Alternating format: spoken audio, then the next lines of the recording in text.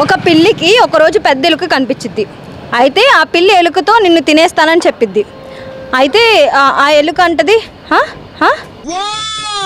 ఆ ఎలుక అంటది నాకు పేరెంట్స్ పిల్లం అందరూ ఉన్నారు, సో వాళ్ళని చూసుకొని వస్తాను అంటది ఎలుక. పిల్లేమంటది ఇలాంటి వాళ్ళని చాలా మందిని చూసాంలే తింటాలే అనిద్ది.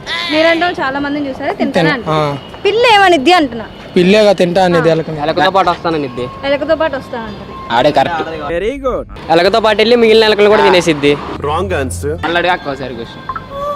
ఒక పిల్లికి ఒకరోజు పెద్ద ఎలుక కనిపించిద్ది. అయితే ఆ పిల్లి ఎలుకతో అంటే నిన్ను చంపేసి తినేస్తా అంటది. ఎలుక అంటే నాకు పిల్లలు అందరూ ఉన్నారు, సో వాళ్ళని చూసుకొని వస్తాను నీ దగ్గరికే అంటది. అప్పుడు పిల్లి ఏమంటది? నీ వెనకొచ్చి అందరిని తింటా అని చెప్పిద్ది. ఎక్స్క్యూజ్ చేసిద్ది అక్క. ఇందాక నేను దగ్గర చెప్పా. మియావ్ అంటది. మియావ్ అంటే ఏంటి? మియావ్ నేను కూడా వస్తా. కరెక్ట్ చెప్పాలి. పిల్లికి మాటలు వచ్చా? ఎలక్కి మాటలు వచ్చా? ఎలక మాట్లాడిద్దా?